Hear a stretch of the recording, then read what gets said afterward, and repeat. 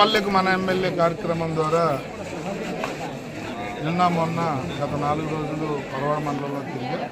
ఈరోజు సభవరం మండలంలో స్టార్ట్ అయింది. బోధవలస గ్రామం ద్వారా కార్యక్రమాన్ని శ్రీకారం చుట్టా. ఈ కార్యక్రమం యొక్క ముఖ్య ఉద్దేశం ఏంటంటే చాలామంది అందరూ ఎమ్మెల్యే ఆఫీస్కి రాలేరు. కొంతమంది రాగలుగుతారు.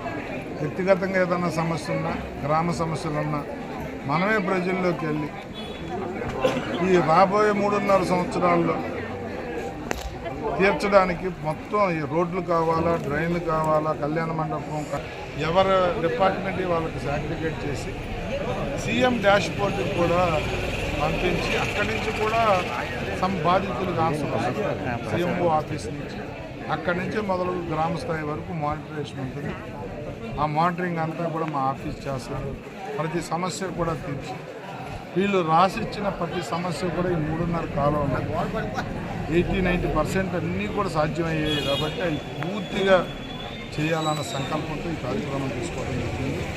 ఇవే కాకుండా వ్యక్తిగత సమస్యలు, రెవెన్యూ పరంగా భూమి సర్వే సంబంధించి కానీ, పట్టాదారు పాస్ పుస్తకాలు రాలేదని కానీ, లేకపోతే డిస్ప్యూట్ పక్క రైతుతో ఉంది కానీ, కుటుంబ డిస్ప్యూట్ కానీ, ఇలా ఏదన్నా వ్యక్తిగతంగా అర్జీలు ఇవ్వచ్చు.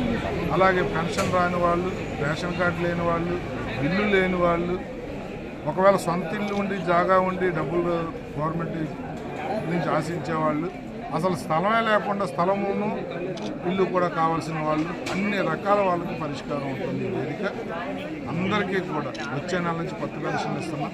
గత కొంతకాలంగా కొత్త పెన్షన్లు ఆగిపోయాయి.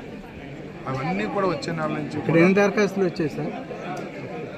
వచ్చే నెల నుంచి కూడా అవి పరిష్కరించే దిశగా కొత్త పెన్షన్లు, కొత్త రేషన్ కార్డులు, కొత్త ఇళ్ళు, ఇంకా ఇతరత్ర వాళ్ళకున్న వ్యక్తిగత సమస్యలన్నింటినీ అడ్రస్ చేయడం కోసం ఈ కార్యక్రమం తీసుకోవడం జరిగింది.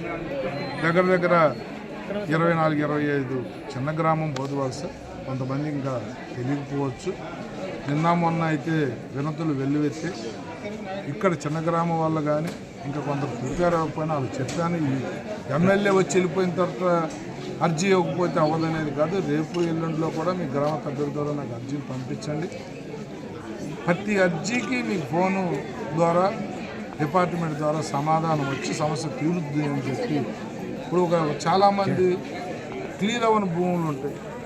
దాని మీద మమ్మల్ని ఎప్పుడు వచ్చి అవుతారు. దానికి నేనేం చేయలేకపోవచ్చు. కానీ మా పరిధిలో ఉండి రాష్ట్ర ప్రభుత్వం, ఎమ్మెల్యే, అధికారులు చేయగలిగిన ఏ సమస్య కూడా ఆగే ప్రసక్తి లేదు అనేది ఒక సంకల్పం తీసుకుని మేము ప్రజల్లోకి వచ్చాం.